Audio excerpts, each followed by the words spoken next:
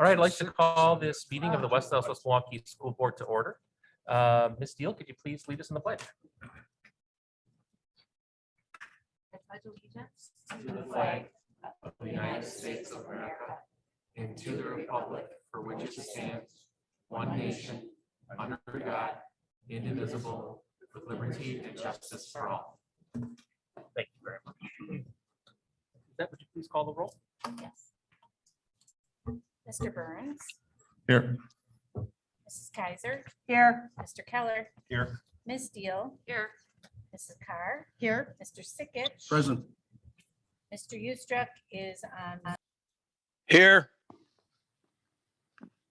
Just some. Okay, we'll mark her excuse. Thank you. And President Lee, so Here. sorry. I want to make sure it's official. All right, proper notice of this meeting has been posted in accordance with the open meeting laws of the state of Wisconsin. Are there any agenda modifications this evening? No changes this evening. Okay, thank you very much. Then we'll move right into the superintendent's report. Great. Thank you. Good evening, everyone. Pardon?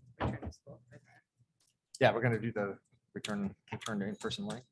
But having a little bit of projecting anywhere. No.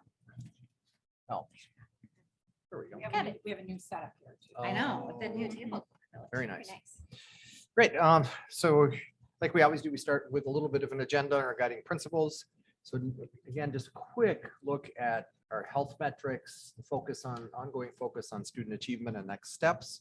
The guiding principles that we've been following throughout all of this are safety and well-being, learning that works for all, responsiveness and flexibility, and then practicality of implementation. In terms of the external metrics, I did get the March 8th update today. And so things are definitely continuing to go in the right direction. The positivity rate, we've always used a 3% that turns it green. So if it's under 5 but above 3, then it's yellow. And so they jump to the green for both West Allis and Milwaukee County. So all of this continues to be really encouraging for us. In terms of internal metrics, the same is true. We're holding really stable. I had another update in there added from last week, so I missed that somehow. But again, it's very similar. So there aren't any surprises anywhere right now. It is interesting as I've been back out in schools. The intermediate, more so than high school, are wearing masks generally, majority of kids. But as I lane last week, I bet 80% of the students had masks on. And then I was at Jefferson and almost no kids had masks on. So I assumed it would be the opposite as we transition, but that's where we are. So we continue to kind of move forward, and the big part of really moving forward again is really on the academic side of just the pieces to put in place to get us back on track. Good evening, everyone. So a couple of updates on math for this particular update. So for 4K through 5th grade, we've now completed our training around math wholeness for all of our elementary staff. Our 4K, their new materials are embedded through Scholastic. So the Scholastic resource had both for 4K, both resources for ELA and for math, so that we can get some alignment between those two things at those early foundational levels. We're piloting 2 new math resources as supplements at the elementary level this semester and all the way through next year. Several of the schools are choosing to pilot ST math, and several of the schools are choosing to pilot reflex math. So those are supplements. Kind of like historically we've used Dreambox in the past. These are new supplements that are a little bit more based on the brain research behind the development of numeracy, instead of just sort of practicing at things that kids are either already good at or more game-like. And then we're doing a ton of training right now for our administrators on how to support math instruction and ensure it continues to grow. So when it comes to 4K through 5th grade, many of our elementary teachers who are unbelievably talented and amazing, lots of elementary teachers go into elementary education because they love literacy. That's more frequent sometimes than our teachers who go into it because they wanted to teach mathematics. And so making sure that our administrators are supporting teachers in the right way to help them develop their own love of some of those pieces as well. Hugely important. And then I just put, this is actually a clip from Twitter, which is why it's a reply to me. So from one of our teachers, unbelievably talented instructor, said, shout out for some great PD. I had the best math talk with my 5K first grade students today around using our math minds to notice and wonder about images of a dream. So the whole idea with our math wholeness workshop was really around how do we get to that inquiry side of math and how do we start building kids and that math brilliance. Something that, oh, that slide got mixed up. Right, that's fine. Just trying to get it out of there. but it It's didn't work. okay. So the big thing in our math wholeness training, and we started at the beginning of the year with our 6-12 math teachers who participated in that training in November. And then we did small groups of our elementary teachers in January and in February to ensure everybody had access to the same training, is really around bringing out that math brilliance in all students. And that idea of, if I said right now, how many of you are good at math, half of you would raise your hands and half of you wouldn't. And that's actually a construct that we create somewhere along the way in schools, when kids either have that natural ability around numeracy or when they don't. And so we talked a lot around when did that get formed for you and how do we address those things in classrooms to ensure that all of our students see themselves as a mathematician in their own math brilliance. And then we also in the training worked on strategies to engage all students in math. And strategies for increasing rigor for all students through standards-based, project-based learning. So all of those were kind of covered in that mathematics training that we did. And then again, working with our administrators on how to support math instruction and ensure it continues to grow. We've been setting some short-term goals around math and what would we see in classrooms if we were starting to see that development and the growth around some of the math practices. And so administrators are working directly with their teachers, our coaches are working directly with their teachers on that. The math departments at most of our schools had started meeting more regularly now and actually having those really high level discussions on what we can do to problem solve any of the gaps that we have in math. And then we have dedicated time at each district professional development day for co-planning across schools and across grade levels. And then developing plans for all of our students using Alex, because it has a lot of there's a lot of capacity within that platform to do a personalized math pathway for students that we have been underutilizing a bit. So we're getting back to working on some of those things. And then over the last couple of years, it's been really intentional to make sure that sometimes within their contractual time, our teachers can teach 6 sections, but especially in math, we're trying to make sure that we keep class sizes as low as possible for some of the classes where we know our students are struggling a bit, and then trying to ensure that as many teachers as possible aren't teaching that 6th section so that they're available within the staffing plan to be able to continue to support students who need additional time. Students go from having 90-minute blocks in 6th through 8th grade to that one single section of math in 9th through 12th grade. And that's an adjustment. So how do we create some more time and some more supports? And then just sharing some data. So we have been working to ensure that our advanced math courses, so Calc AB, Calc BC, and AP Stats are growing. And so the data from our 2 comprehensive high schools over the last couple of years, to grow 20 students, especially throughout the course of this pandemic, about 17 students to be taking now AP Stats that's a good progress, and we'd like to see even more, but we are making some steady progress even in the midst of some of the challenges that we faced. Calc AB, we were at 28 students in 1920. We were up quite a bit in 2021. It was a struggle for some of our students to keep up last year, given all the rest of the factors going on. So this year we have 45 students, but then we're also growing the number of students that are in Calc BC. So that's that, again, next level of advanced math. And we currently have 5 students who travel to the high school, to Nathan Hale each day, to actually start taking their math classes in 7th and 8th grade at the comprehensive high school, because they've taken all the coursework that we have available through the middle school. So we're hoping that that number as well continues to grow in the course of the work that we're doing. We have a larger percentage of our students now taking algebra in 8th grade, which creates the space to get all the way to Calc AB and BC in the math sequence as they go through high school. Some next steps for us. So we're looking to work with a staffing plan to be realistic within the budget, but yet allow for additional sections so that we can do some kind of academic study halls and support around math for any students that are struggling.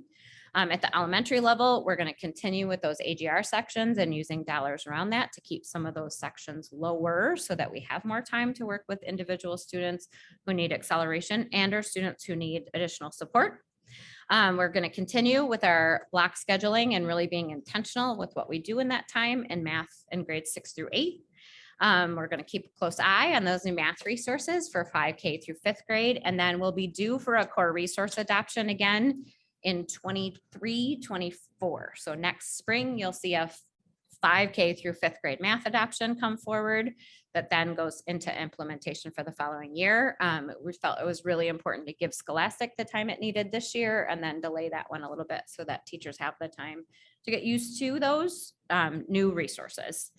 And then 2 more things, the realigning the math courses for greater success. So we're trying to look at the sequence of math. So we always go algebra 1 and then geometry and then algebra 2 or algebra 2 with trig. And so does that always make sense for all of our students? So we're piloting a few things at Central with the sequence to actually go algebra 1 and then into algebra 2 and then do geometry later. And there's some research around that would demonstrate that that might be good for students. So we are piloting some of that going into next year to try to decide why would we do it just because that's how we've always done it. If there are some research base behind changing things up, then let's try that and see what effects it nets us. And then last one is just to continue that math wholeness training for new staff so that we are all approaching mathematics instruction 4K through 12th grade with that philosophical approach coming from the same spot. And then again, next steps, we're back to in-person concerts and events so that there's a lot of joy in people's faces. So it does feel like we're returning to normal. We're going to still be vigilant on watching the data points and is there any, changes nationally, internationally related to COVID, but right now things are encouraging. We've got spring break coming up and so we'll see if that has any impact as we travel a little bit more. There were some questions last week popped up about masks and public transportation, and all of a sudden President Biden is extending the federal requirement. It really is to think of trains and planes. So there is right on the CDC website, it was an update from February 25th.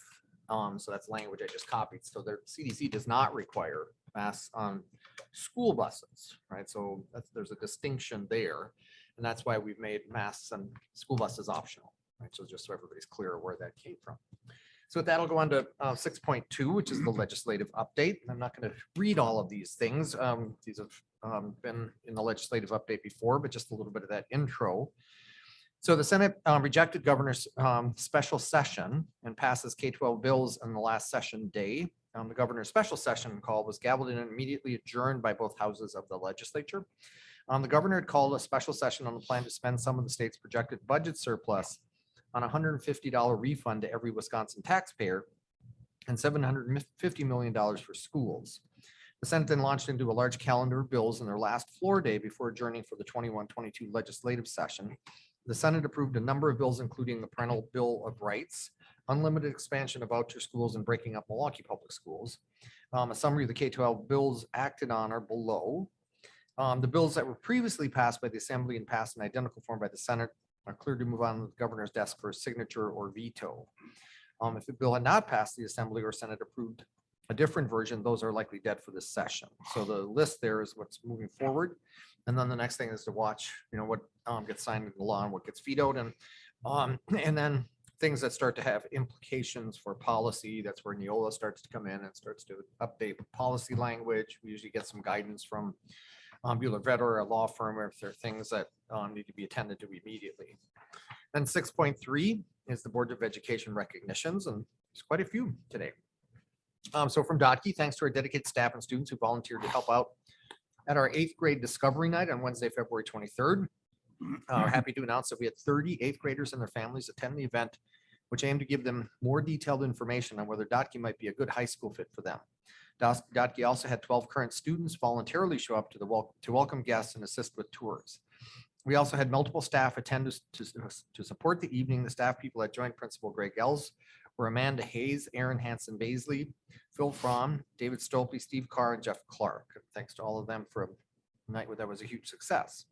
From the Finance Department, March 7th to the 11th of this year was National School Breakfast Week. It's an annual opportunity to celebrate our incredible school nutrition staff and their commitment to ensuring that students start their day ready to learn. March also marks 2 years since the pandemic outbreak saw schools across Wisconsin balance virtual, hybrid, and in-person learning models. Despite ongoing challenges with the pandemic, supply chain issues, and staffing shortages, school nutrition departments continue to demonstrate impressive adaptability and pivot when necessary to meet students' needs. Special thanks to our food services manager, Steve Cosner, and the entire Sodexo school nutrition team for the continued support of our students in our community. At Mitchell, thanks to Jean, Dee, and Margaret for transforming a classroom into a sensory room that will be used by our students. So a lot of heavy work completed in a short amount of time. At Walker, a huge shout out to the Walker team teachers for all their work organizing and preparing students for their presentations of learning. That was on February 24th. The event was a success, and that is in thanks to the teachers working and preparing students: Heather Kinzel, Bailey Kowalkowski, Leanne Gleason, Amy Zieger, Morgan Noster, Karen Raymond, Jane Robinson, Credia Hines, Stacy Christensen, Patrick Collins, Jennifer Siskiewicz,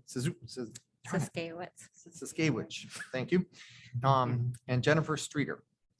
Then at Frank Lloyd Wright, a big thank you to AB Snowpack, who is our innovation coach. AB is always a team player in helping both our students and staff. She will work one-on-one with a student in need, as well as work one-on-one with a teacher who needs help. Abby has created a student learning center that is used more than ever in our LMC. Abby's always creative in teaching staff new ideas, as well as showing them how to operate different systems. Abby clearly makes FLW a better school for kids.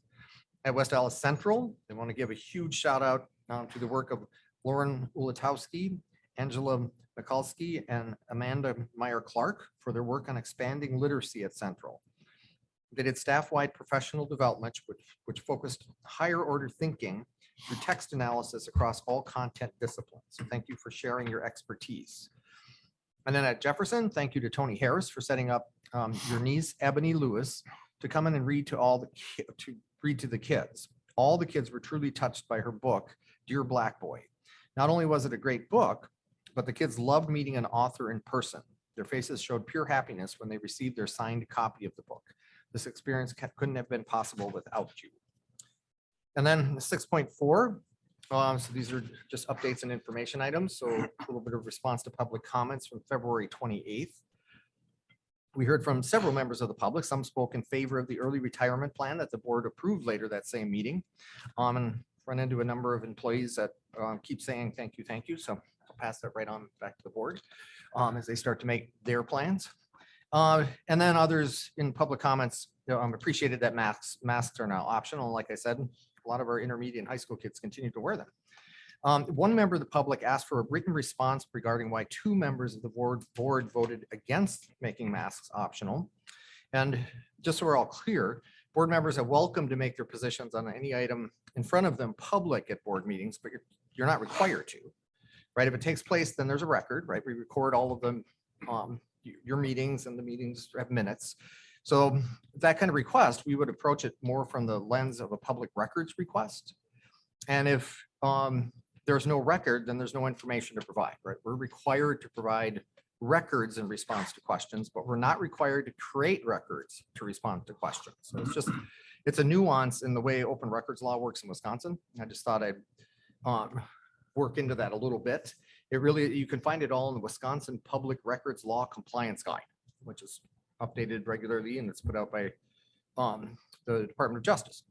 And then I'm going to do a quick referendum update. So that's up on the screen. And so just to touch base kind of on where we are with communication activities. So we're doing student presentations right now for intermediate school students at 6th and 7th graders, because if it's successful, they are the 1st and 2nd graduating class of the new high school. We thought to get some information right to them. We're also doing a written communication, and if I need to go back and meet with 8th grade students, we can still fit that in. But written communication, just a little more detail about the transition experience and some of the work we'll have to do during the transition years is really ensuring that AP advanced courses, kind of, we see the numbers are growing. And even though there may be fewer 11th and 12th graders, we may run classes smaller and spend a little more on them for those couple years, just to make sure that we really value the student experience in the transition. Just because, a Central or a Hale may be closing, we want them to have a full high school experience, right? So that it might take a little investing. I think I've used the example earlier in the whole facility planning when principal from Franklin called and said, well, I heard the meeting from fact, and maybe we're one of the schools that gets closed. So should we put the fancy new playground in? And I said, well, of course. Just because the third graders are in a building where the adults think, we can't afford to run it anymore, doesn't mean they shouldn't have playground equipment. So, sometimes you have to spend a little more to get to the place you want, and the same will be true in the high school transition. We've added, we have vote April 5th yard signs available if people want them, but they have to say just vote April 5th. It's not a yes or a no vote, it's just vote. We added an information session in West Milwaukee. That's going to be Saturday morning, April 2nd in the library. We did that we're trying to be responsive to feedback, and we focused, it's really a high school referendum, so we thought we'll do one at Central, one at Hale. But I think it is good feedback, so we added that. We're going to add a couple 30-minute Q&A sessions with myself and maybe Caitlin, or just kind of drop-in sessions so that we get even a little more engagement about some of the questions that seem to be circulating. And then doing now what I'm calling referendum quick facts.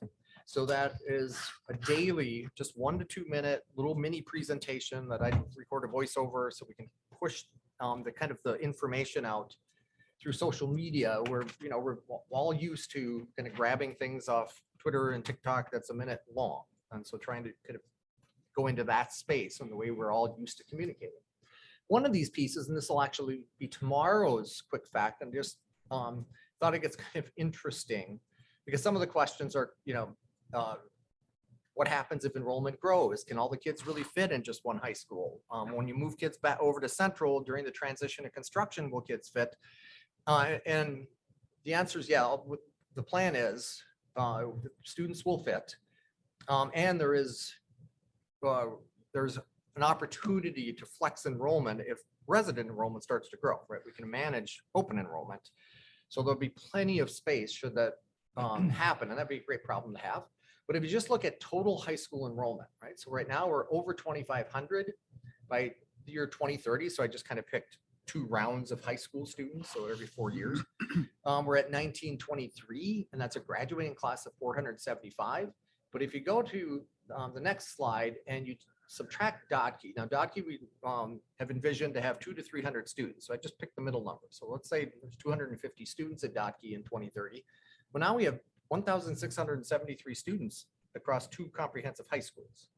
And you end up in a position where it's no longer financially or academically viable or sustainable, right? And 1,600 is not a significantly large high school, right? That's pretty common in the United States, 1,600 students in a high school. And part of what I think is a dynamic here is, we're approaching it now while interest rates are low. We can build a modern high school that'll become a community point of pride, or some future school board in about 5 years are going to be looking at the same trend data and say, we have to combine high schools, right? And then we're going to have to squeeze them all into Hale, the old version of Hale, not the new one that we're trying to create. So I think it's just really important to allow some of these numbers to tell the story. When we do, this is the last one. Sorry, that was today's quick fact. This is tomorrow's quick fact. There's gonna be a lot of them. It's gonna get confusing for me. But this one is a different way of telling the story about the tax impact. And Caitlin put this together, and we've always shown it with the mill rate, and a little bit here too, trying to be responsive to feedback. Like the mill rate is confusing. It's not something that we pay attention to in particular. We pay attention to what's my total property tax bill. So this looks at just the value of a $200,000 home value, right? And the school portion of the property tax bill. So it's not the entire property tax bill, right? Because there's other taxing entities, METC and the county and the city. But the school portion of it, when we add the part of it that is related to the referendum question, it is still a lower overall property tax bill for the, from the school district than at any year since 2009, except last year, right? So business owners, property owners have paid higher school taxes over the years. We've been managing it down very successfully. And even with this tax increase, it's still lower than at any year since 2009, except last year. And we can have what is essentially a brand new high school. And that's, I think, the story that this graph tells. So I think I just wanted to highlight those two pieces. And again, remind people, make sure you vote on April 5th. And so with that, that concludes the superintendent's report. Okay, thank you very much. So we'll move right on to public comments this evening. As a reminder, you have 3 minutes to address the board. The board will not respond to any questions or comments that you make. If there is a requirement for a response, it will be made by the next regular board meeting. When you come up to give your comments, or if you're on Zoom, please make sure to start by stating your name and your address. All right, and if you want to participate in public comments and you are via Zoom, there should be a link in the chat for where you can sign up for that, and I will call people in the order that they have signed up. So the first person that we have right now is Mr. John Malling.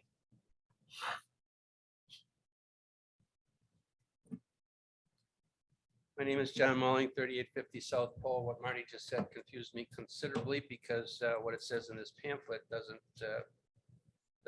make sense to me. Only a government agency thinks like this. My production levels have gone down. Your production levels are students, and they've gone down steadily downward. And the conclusion is that I'll build a brand new school in the middle of an 8% inflation rate, which is going to add $12 million to the project, or 162 million. That'd be like if I had a candle shop and my production was going down year after year. I'd say, you know what, I think I better build a bigger building. I was going to complain that this wasn't out very vigorously, but this young lady over here gave me this copy and said, you are going to send this to all the people in the district, because I was going to give you hell for not having this out. I've changed what I'm going to have to say. In the forum last Thursday with Bill, Jeff, and Rebecca, several statistics came out, and some of them are with what it's going to cost for people. West Dallas home, $150,000. You're going to pay $185 a year. And that goes for 25 years, people. And in 25 years, you'll be paying $4,625. Now, the people on 112th and National that have $250,000 and $300,000 houses, that's going to run you $8,925 after 25 years. So you're digging us a 25-year hole. I looked at this for 5 minutes, and what bothers me already is I see a swimming pool dotted line in here, which will come down the line in the future. So we already got 25 years in the hole. You've had a 2018 referendum. We got a 2022 referendum. 2026 sounds just about right every 4 years. Where is it going to stop? You think the public is just full of money? West Dallas, West Milwaukee, in that meeting on Thursday night, it was determined that it's in the bottom 10% of the school districts in the state of Wisconsin. Bottom 10%. I would encourage you to spend your money on educating people, not on buildings. Buildings don't educate, teachers do. And I would hope that the people in this school district vote no. And I'd like to say one last thing. I've been dealing with you guys for 5 years. I've heard people say, yep, I'm here for the teachers. Yep, I'm here for the kids. I've never heard one of you say, I'm here for the taxpayer. Thank you. Thank you very much. Okay. Steve Broadwell.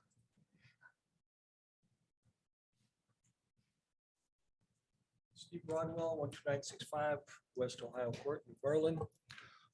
Marty, your public responses to my 124 comment were as ridiculous as they were insulting. When I questioned the wisdom of the district's purchase of communist Chinese-made KN95 masks from the same regime that created and exported this virus to us, you accused me of racism against Chinese people. Quite an incredible leap on your part. To the contrary, some of the most industrious, smart, and humble and decent people I know are Chinese.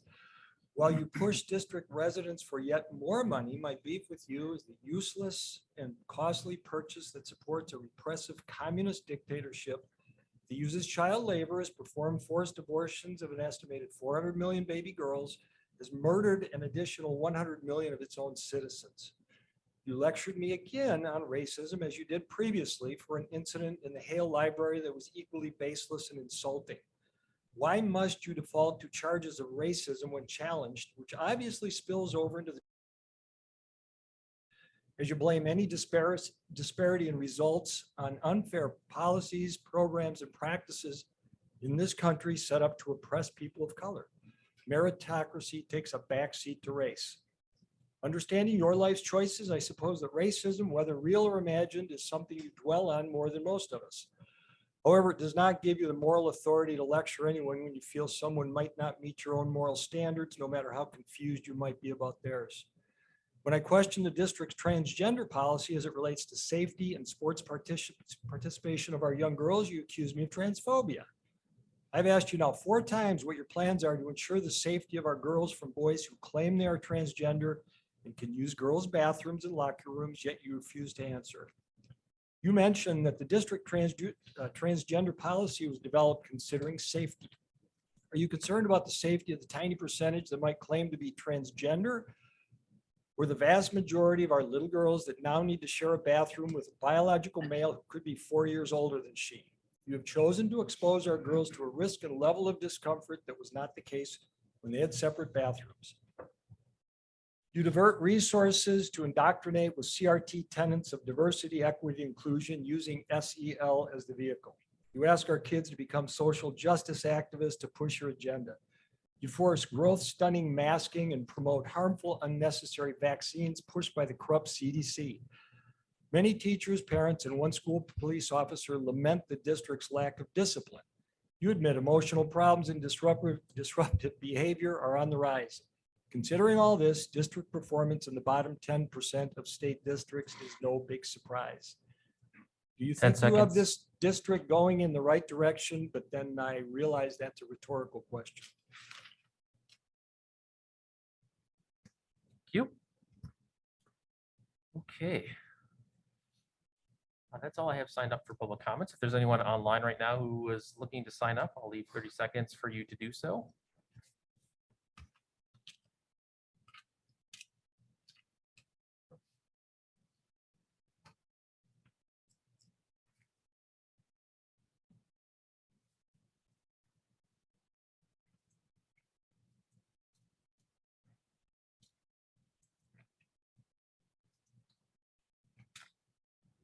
All right, seeing none, I will close public comments at this time, and we'll move on to item number 8, our board reports.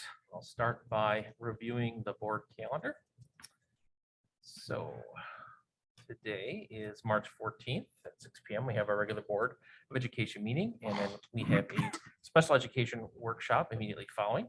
On Wednesday, March 16th, we have our 3rd community information session on our upcoming referendum, which will be held at Nathan Hale High School at 6 p.m.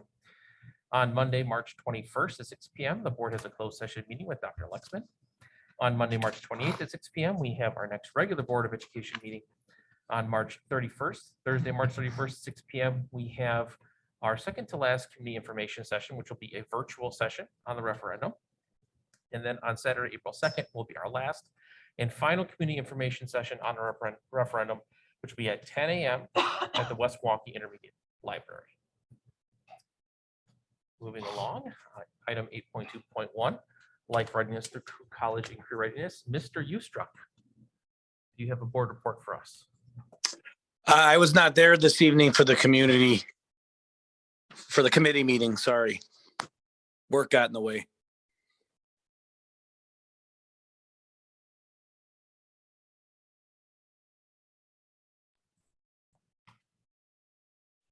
Go for it. All right, thank you. So we met tonight, the College and Career Readiness Committee. We've met with Adam Hengel, the District Assessment Coordinator. We spent quite a bit of time talking about the school report cards, and more will be discussed as we go along. They are based off of the Act and Forward exams, and we talked about how the scores changed and how it weighted heavily toward those who made growth versus maintaining high levels. And that was just a significant piece to how the DPI's report card changed, but there was quite a bit of discussion about what are we doing to support our students for learning and growth. We discussed summer school, adding booster sections for reading and math. There will be PBL courses offered to students who want to sign up for a really fun course. We will be offering transportation, including kids who attend the recreation camps. We will pick them up, bring them on. There will be communications going out about summer school after the March break, but we are really encouraging folks to sign up, and there'll be a lot of good activities this summer.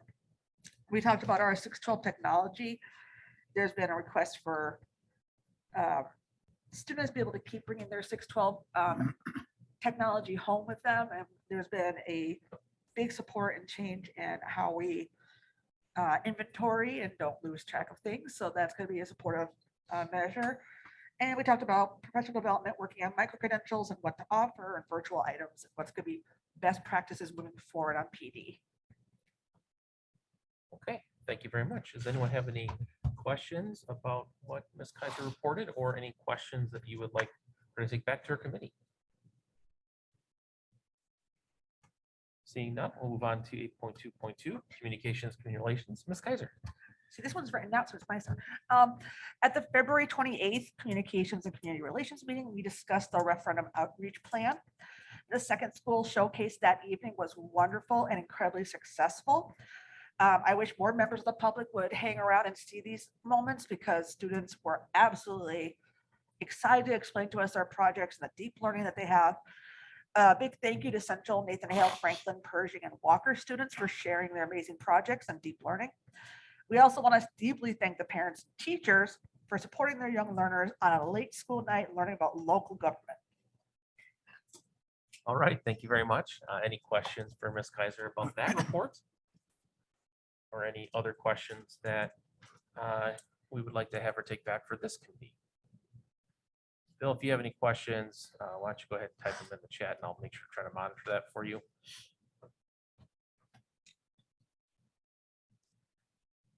All right, seeing none, thank you very much for those reports. Move on, item 8.3, board member reports of community events. Does anyone have any events they'd like to report on? Ms. Steele? So I just wanted to give a huge shout out to our music department. They had the first of 3 festival or concerts. So the All City Band Festival was on March 9th, and we honored Bob and Judy Hallett, who are both have been music teachers and band directors in our district for like 40 plus years. And Mrs. Hallett was actually finally able to conduct a song that she composed. And then as a surprise at the end, all of the students played the song for her. So it was really, it was a great, I mean, the kids sounded so good. I was blown away. I mean, I just thought for these kids being virtual for a lot of last year and just coming together was really great. So I also want to encourage people to check them out. There's an orchestra concert on March 16th at 7. And then there's the choir one is on March 31st at 7, and they're all at Central, I believe. So. All right, thank you very much. Anyone else have any events they'd like to talk about? I would just, excuse me, I would just like to give a shout out to Wilson Elementary School. They invited me in there to read about a week and a half ago, I believe, and I think I read to about 7 different classes, and it was just great to be back in a classroom. Yeah. Had a lot of fun. So I want to thank them for inviting me in. Fantastic. Thank you very much for sharing. Anyone else have anything they'd like to comment on? Well, thank you for that. So we'll move on to our consent agenda this evening. We have item 9.1, which is the approval of minutes from our regular Board of Education meeting on February 28th. We have the item 9.2, the employment summary, and item 9.3, the submarine contracts. Does anyone need anything separated out? Jeff? 9.2, please. Okay, so I look for a motion on 9.1 and 9.3. Move to approve. Second. Been moved and seconded. Any last minute discussion? All right, all those in favor? Aye. Aye. Yes. Bill, are you aye? Aye. Any opposed? All right, that passes. And I look for a motion on item 9.2. Move to approve. Second. Moved and seconded. Jeff, I presume you're recusing yourself? No, I have a No. question. Oh, you have a question. I'm sorry. Because we've passed the early retirement, could we possibly on the employment summary, when it says retirement, know if that's a regular retirement or an early retirement? Yeah, we can do that. I'm sorry, I just thought about it about a half hour ago. Otherwise, I'd have called you today during the day to ask it, but yeah, I'd like to see that information. All right, seems reasonable. Any other questions about this item? All right, all those in favor? Aye.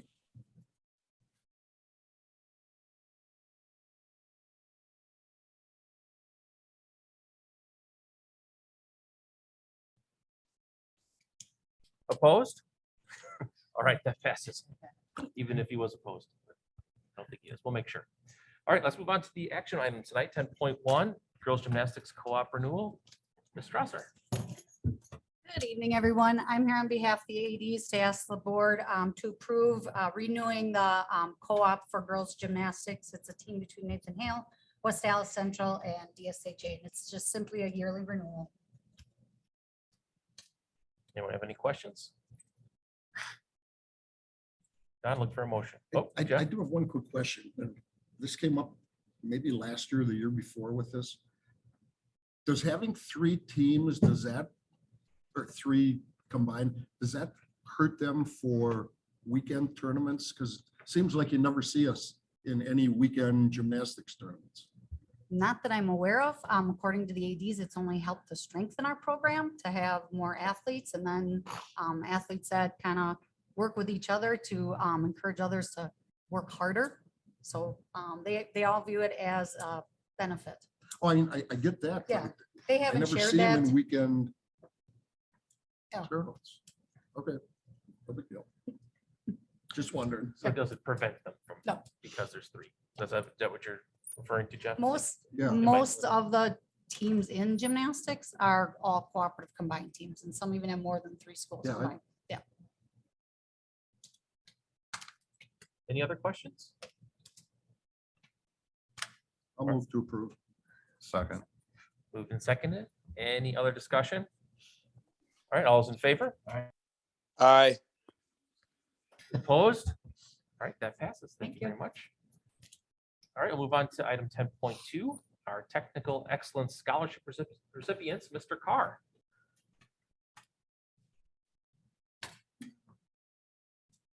Thank you for having me here this evening. Again, we're very fortunate to have the Higher Education Aids Board provide us with the opportunity to have the Technical Excellence Scholarship awarded to 3 Central students, 3 Hale students, and then 2 alternates, just in case those students are not able to or are not going in the direction of a technical college to utilize the scholarship. The nice thing about the scholarship is it's for students who are going to go the technical college route. It's a very gracious amount of $2,250 per year for up to 3 years. It certainly moves the student through their college and certification program. So it's really a wonderful opportunity to recognize 3 Hale and 3 Central students, and I appreciate our board for giving me the opportunity to recognize them for their accomplishments. In this year's class, we have students who are in the automotive program and have earned certifications along with their being concentrators in the automotive program. And we have healthcare students who are also earning their certified nursing assistant certificate as we speak. So it's really an exciting and exciting group that we have this year. So, All right. Any questions? Look for a motion. Move to approve. Second. Moved and seconded. Any other discussion? All those in favor? Aye. Aye. Thank you very much. All right, so that finishes up our action items for this evening. So we'll move right into our workshop, College and Career Readiness, Special Education Services. Ms. Raymner, and everyone else who, It's going to take us just a couple of minutes to Okay. get everybody back in the space and get set up. do we want to take We take a a five. break? Yeah, let's, if that's okay. And then I do have a couple of things to kind of explain about the rotations. If Okay. you want me to do that now, I can, and then we can take a break, and that way we don't have to regroup here. Sounds good. Is that good? So tonight we have not only our services for our students with special needs, but we also have our service provider tonight for our students who are learning English. We have a table dedicated to our restorative practices work, which is some of how we're supporting our students who are struggling with behavioral choices. And then we have a table dedicated tonight to our multi-tiered systems of support. So those are all of the things that we do for individual students to support their needs, either sometimes when they need acceleration and they need things to look different for them at school, or when they need some sort of intervention support or things like that. So one of our schools that does a great job at that is here tonight from Longfellow to kind of share with board members what that work is all about. So you'll get about 8 minutes at each table, which of course is never long enough, but we also don't want to be here till midnight. And so you'll get the opportunity to go in pairs to rotate around to each table, kind of same as we've done a couple of times before. The one table I really want to point out as well is our speech and language pathologists. And frequently people, when they hear the term speech and language pathologist, they immediately assume, oh, that's for kids who stutter. That's kind of our natural go-to, but they do a whole lot more than work with just students who have speech impediments. They have, they work on a lot of assistive communication.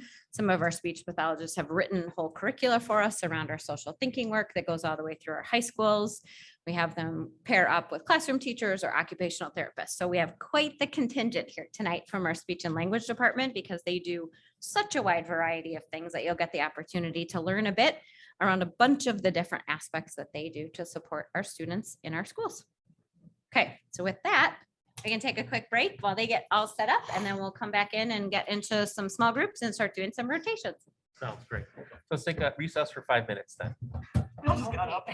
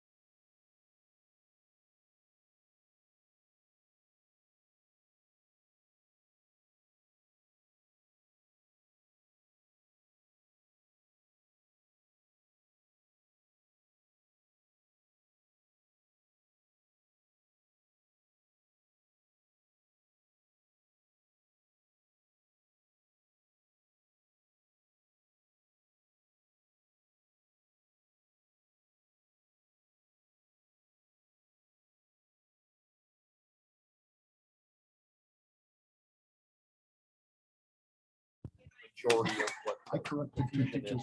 Was in gymnastics. Although I've never heard it called Hi, phys ed. Stace. don't think it'll help. Say hi to We everybody. called it phys ed. I've never heard it called phys ed. till I've been here. Oh, Yeah, We called it phys ed, Our mics are. physical education. Man, they gotta clear a room out. I love teachers. I guess. It's a school I night. said we chose incorrectly for our night tonight because it was the time zone transition. so What time is it feels now? much later to everybody, right? Quarter after Than- 20 after 8. Yeah. See, for us, this is an early evening for us. Some evenings, yes. I was so impressed by Cody. I just, he was so impressed by him. Yes. Yeah. Mhm. It was wonderful to talk with him. Definitely. Yeah, I know. I kind of went off script with him a little to see how he would do, and he was wonderful. He was great. Yeah. And those are learned Yeah. skills. Yeah. For, yes, that was not always our capacity, so exciting as he's grown up. All right. So we're back and we're live. So is there any wrap up from the workshop? That we did? Just thank you guys for your time. I appreciate that. There are obviously lots of services that we do for our students who need additional supports, as well as some of our extension services.